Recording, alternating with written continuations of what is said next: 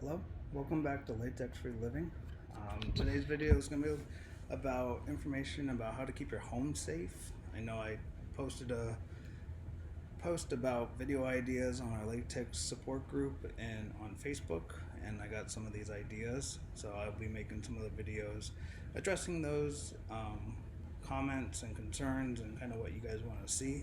So please keep them coming. Tell your friends about us and like and subscribe and share. So, how to make your home safe. Let's start with the bedroom and the house. So, number one goal with someone newly diagnosed with latex and this latex allergy is to make sure where you live is safe and free from latex as much as possible. Currently, with the latex allergy, there's no cure. And sadly, every time you get a reaction or an exposure, the latex gets worse and more sensitive. It's not like peanuts or other allergies where you can gradually get exposed and build up an immunity. With latex, unfortunately, they don't have that right now.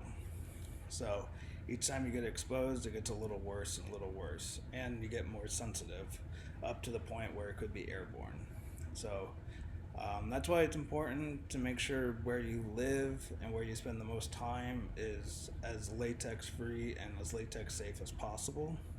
So with the home, you must know what you look at, what you're looking for, and what you have and what you should avoid, so you can stop buying them and replace current things that has latex in them as soon as possible. So some of those items, for example, in the house that contain latex, can be such as clothes. So clothing, anything with an elastic band, such as underwear, bras, shirts, raincoats, rain boots, even some brands of sneakers and other shoes have latex in them. Tune in for my next video where I'll go over all the brands and things that we use and that are latex free. So stay tuned for that information. There are items around the house as well that are pretty common that you don't think of, but with latex, you got to kind of keep an eye out for them.